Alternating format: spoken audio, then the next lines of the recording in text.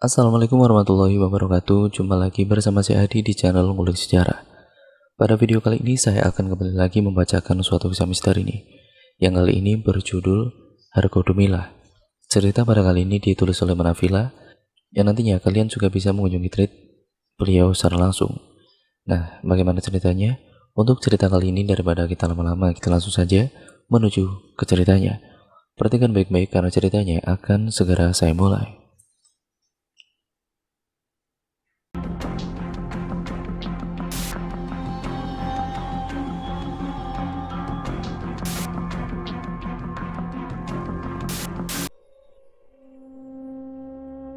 Mungkin di luar sana kita banyak sekali menjumpai pendaki wanita yang mendaki gunung dalam keadaan datang bulan.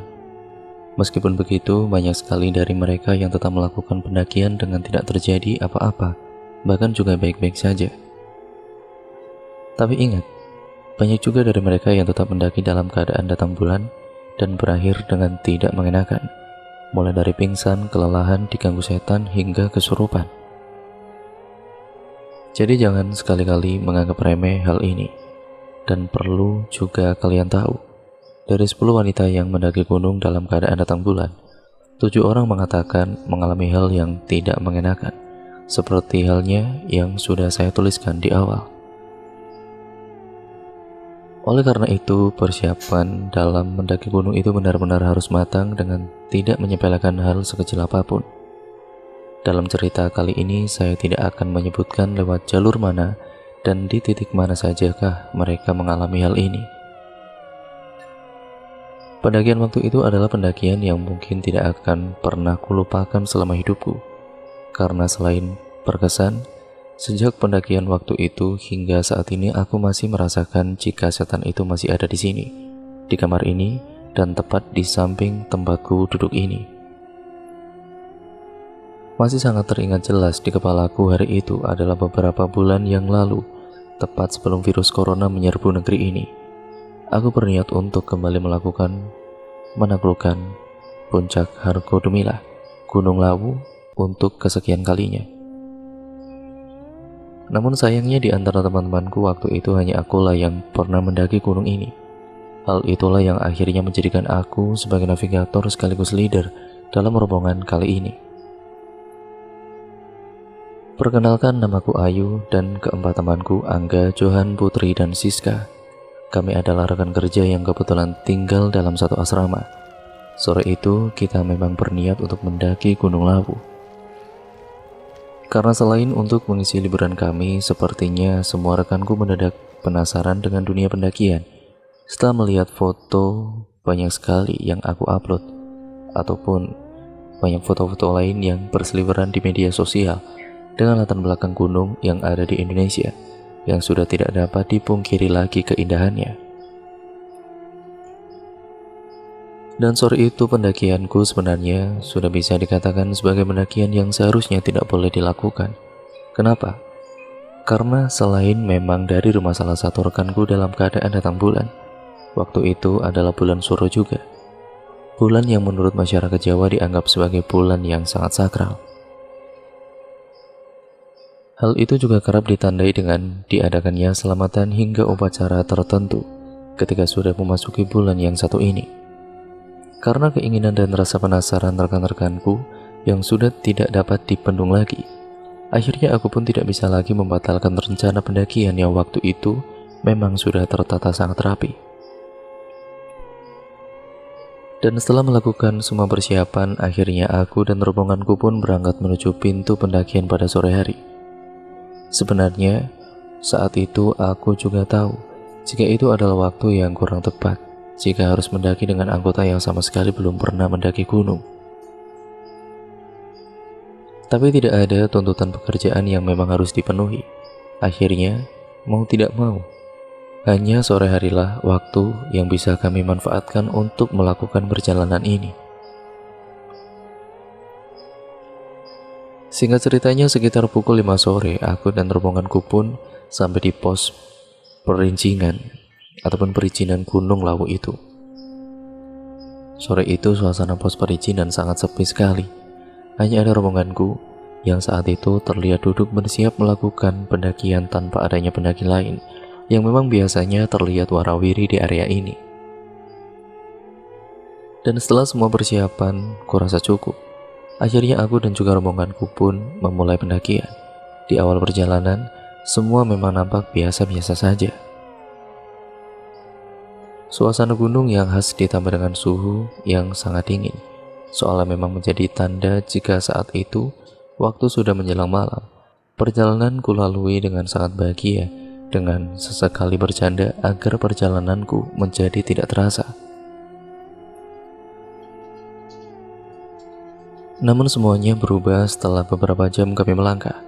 Suasana yang sebelumnya menyenangkan, waktu itu perlahan berubah menjadi tidak mengenakan. "Yuh, aku capek yuk," ucap Siska yang terdengar lirih. "Ya udah, kita istirahat di sini dulu," sahutku.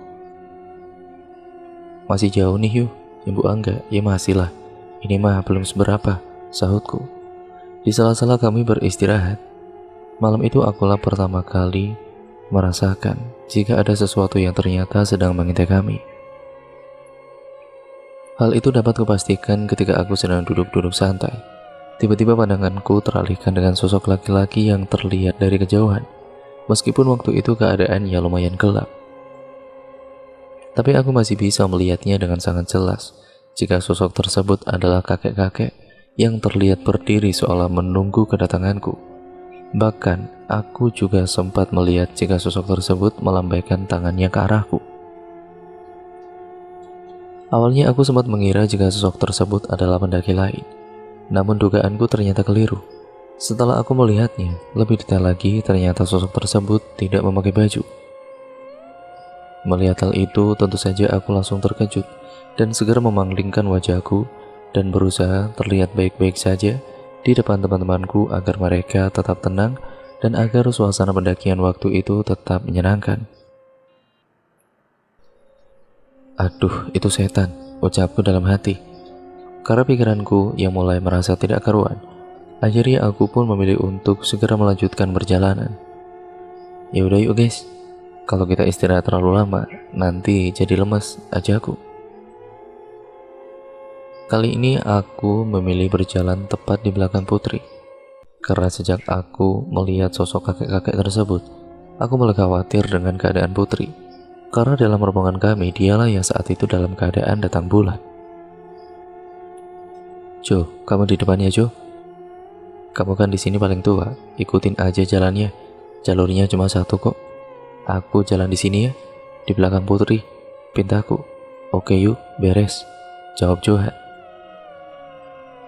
Malam itu aku memang sengaja memilih Johan untuk berjalan di barisan paling depan, karena selain dia paling dewasa di antara kami, dia adalah laki-laki yang kurasa paling tangguh yang ada di rombonganku kali ini. "Ya Allah, semoga tidak terjadi apa-apa dengan Putri," ucapku dalam hati sambil berjalan paling tepat di belakangnya. "Put," ucapku pelan.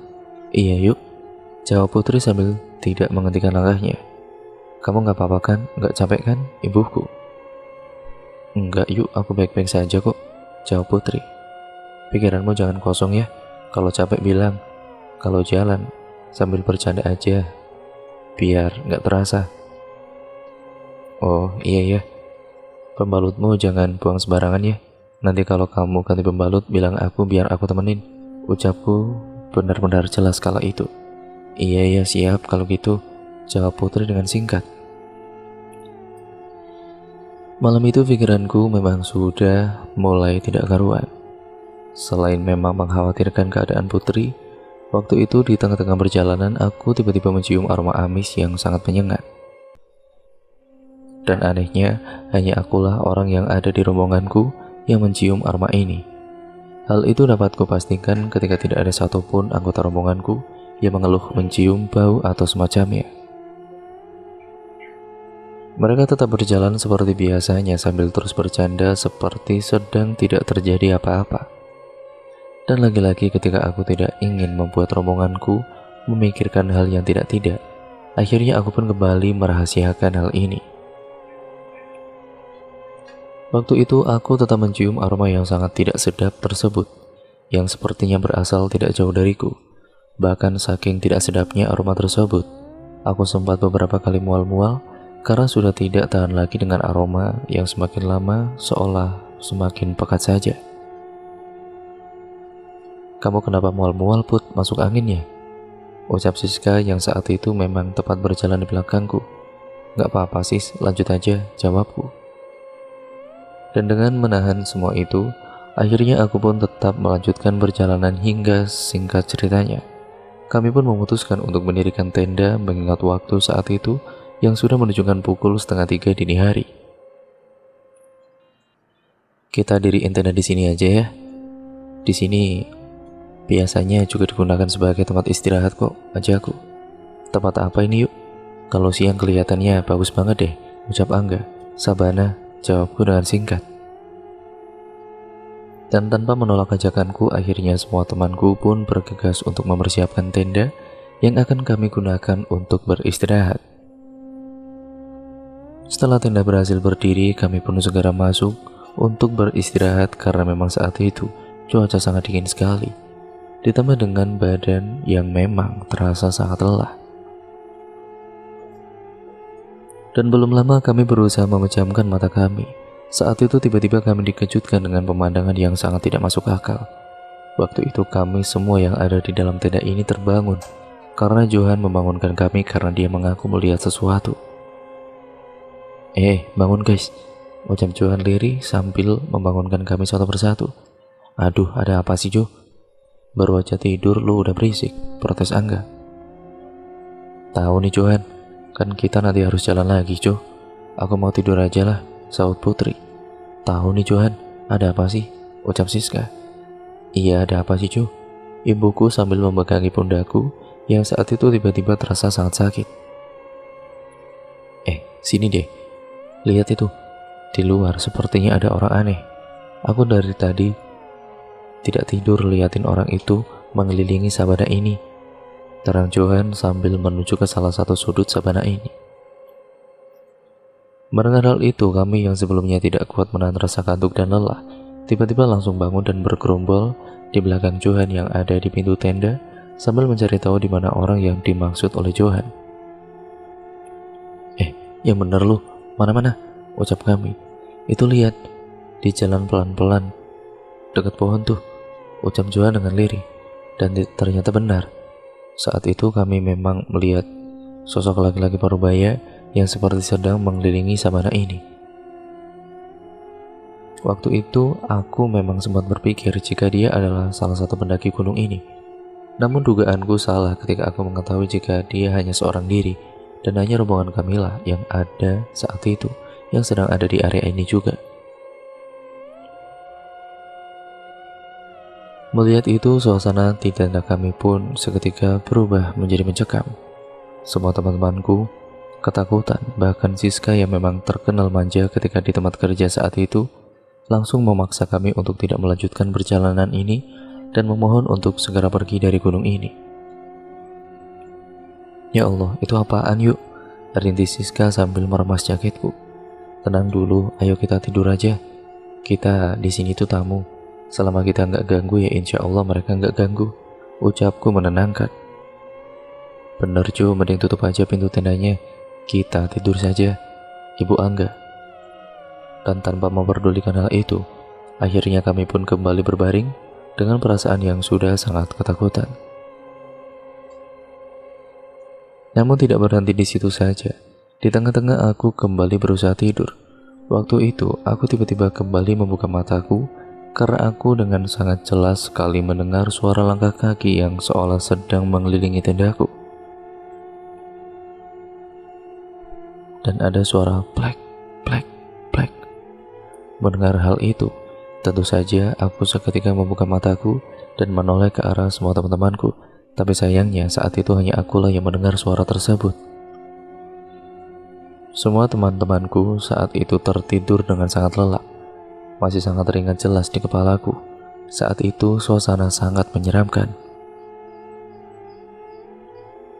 Suara langkah kaki yang terdengar mengelilingi tenda ini, dengan sesekali ada suara gerakan memegang tendaku ini, membuat perasaanku saat itu sudah sangat tidak karuan.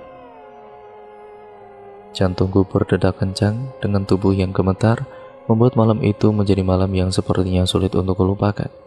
Detik demi detik, kulalui dengan penuh rasa ketakutan dan kekhawatiran. Bahkan waktu itu aku juga mendengar suara garukan tanah yang seolah-olah berada tepat di samping tempatku berbaring. Mirisnya semua itu dengan sekuat tenaga sengaja ku tahan agar semua temanku tetap nyaman dan tidak ikut merasakan apa yang kurasakan. Dan hingga akhirnya pagi pun tiba. Pagi itu aku sangat terkejut karena waktu itu aku melihat banyak dari bagian tubuhku yang tiba-tiba terlihat membiru.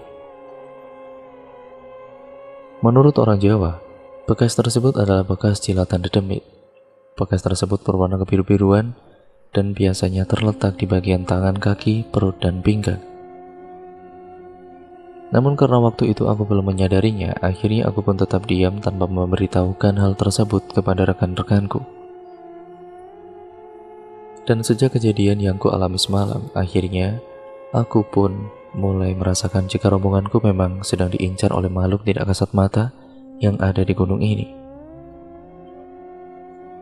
Mengetahui hal itu, pendakianku menuju puncak kulalui dengan lebih hati-hati lagi.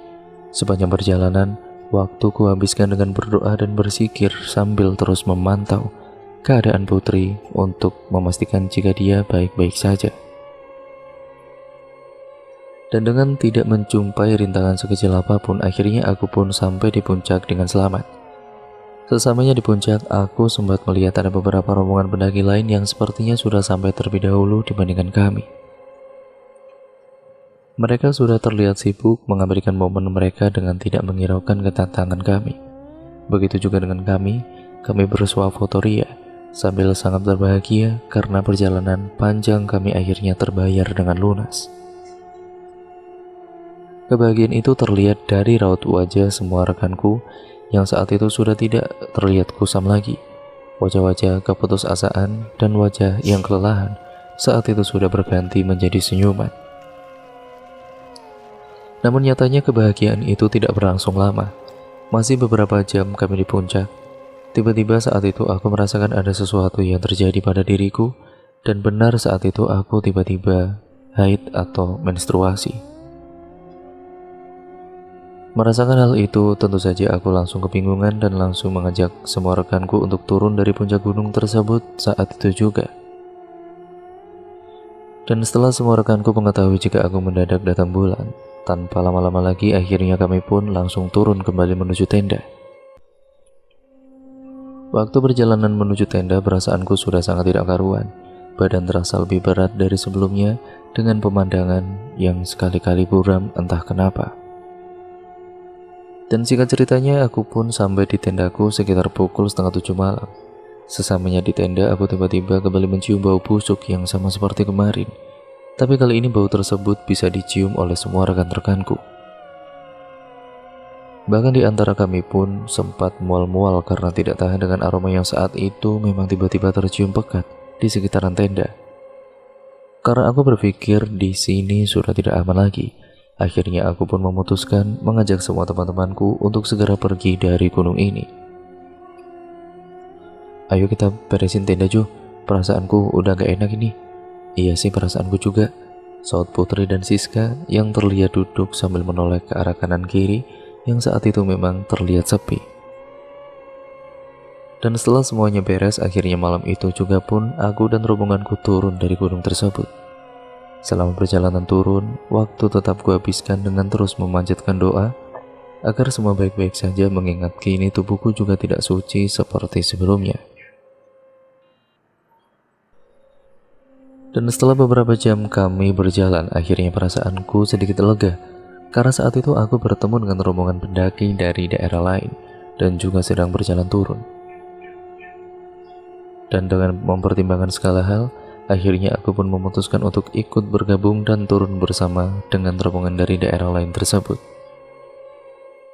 Mau gabung turun ya? Ucapku. Oh iya mbak, silakan, makin ramai makin seru, jawab mas-mas tersebut. Tapi kita istirahat dulu di sini ya mas. Dari tadi belum istirahat sama sekali soalnya, sahut Johan. Iya mas, santai aja mas, kita juga masih capek kok, jawab mas-mas tersebut yang memang terlihat sangat ramah kepada kami waktu itu. Di tengah-tengah kami beristirahat waktu itu, aku memang duduk terpisah dari rombonganku. Entah kenapa, saat itu aku melihat potongan kayu yang terlihat nyaman untuk diduduki, meskipun terletak sedikit jauh dari tempat rombonganku istirahat. Dan tanpa memikirkan apapun, aku pun langsung menduduki batang kayu tersebut sambil menaruh karirku tepat di samping tempat dudukku. Ketika aku sedang duduk melamun karena kelelahan, tiba-tiba aku sangat terkejut tidak karuan, karena aku melihat dengan sangat jelas, tepat di samping karirku, yaitu sebelah kiriku, ada sosok perempuan berwajah polos yang waktu itu menghadap persis ke arahku. Wajah sosok tersebut terlihat datar sambil mengeluarkan suara desisan yang hingga saat ini masih seperti bisa ku dengarkan. Sosok tersebut duduk menoleh ke arahku dengan sesekali menggerakkan kepalanya ke kanan dan ke kiri. Melihat hal itu tentu saja aku langsung terkejut dan berlari menyelamatkan diri. "Setan, setan!" teriakku sambil berlari ke arah teman-temanku. Namun anehnya tiba-tiba waktu itu aku langsung ditangkap oleh pemuda dari rombongan lain yang dengan cepat memeluk tubuhku dari belakang. Dan di saat itulah aku langsung tersadar jika di depanku waktu itu adalah jurang yang sangat curam.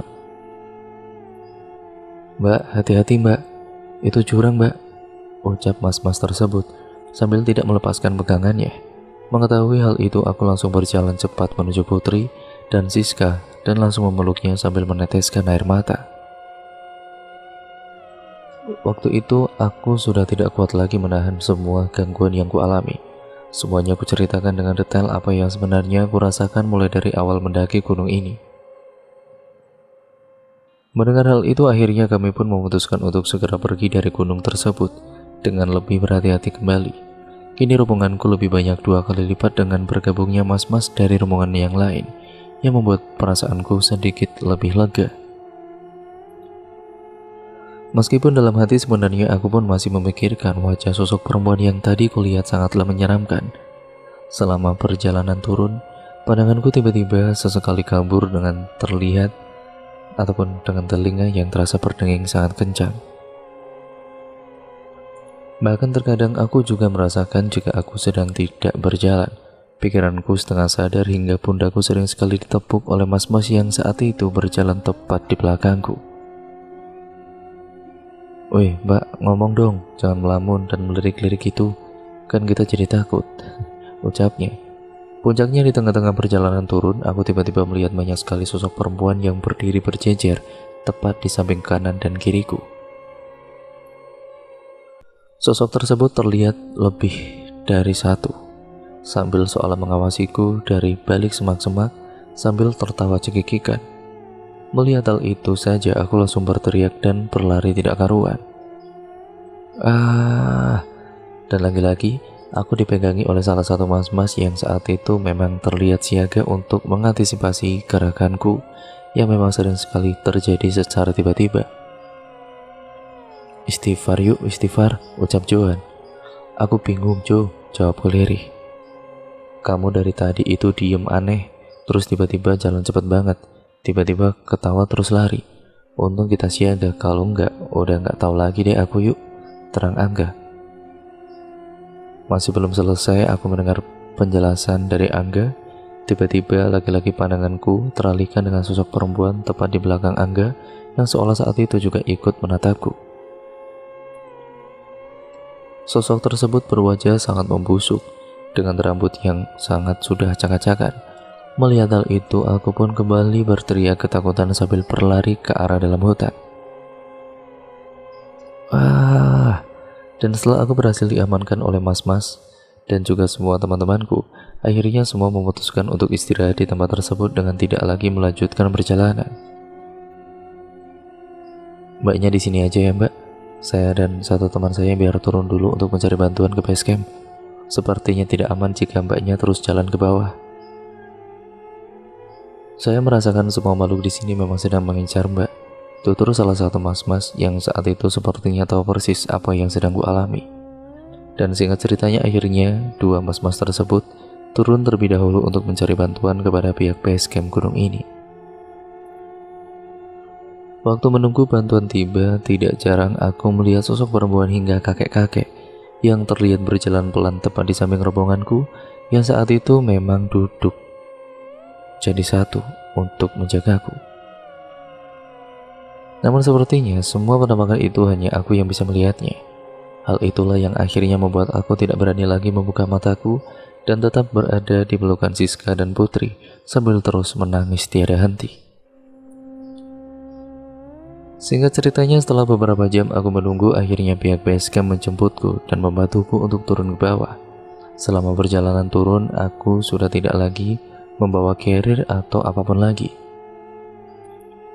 Semua barang-barangku dibawakan oleh petugas base camp gunung ini sambil memastikan keadaanku dan semua keadaan rombonganku baik-baik saja. Perjalananku saat itu langsung dipandu sepenuhnya oleh mas-mas base camp gunung ini yang memang terlihat siaga ketika ada pendaki sedang dalam keadaan berbahaya. Saat itu tanganku dipegang oleh mas-mas tersebut dengan erat, dengan sesekali mengarahkan pandangannya ke arahku dengan pandangan yang penuh kekhawatiran.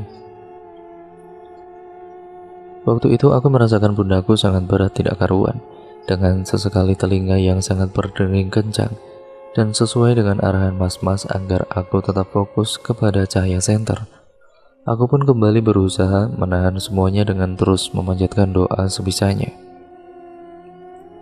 Dan anehnya lagi, aku tiba-tiba sampai di base camp gunung ini dengan perasaan yang penuh tanda tanya. "Loh, kok sudah sampai, Mas?" Tanyaku heran. "Lah iya, mbaknya tadi di jalan sambil setengah sadar," ucap petugas base camp tersebut. "Temanku semua mana, Mas?" tanyaku. "Di belakang, Mbak, jauh, Mbak. Makanya tadi jalannya cepat banget, gak ada yang mampu ngejar," ucap mas-mas tersebut. Dan setelah menunggu beberapa lama, akhirnya teman-temanku pun sampai di base camp gunung ini sambil terlihat letih dan sudah kehabisan tenaga. Dan akhir cerita, aku pun kembali pulang ke rumahku dengan perasaan yang masih aneh saja.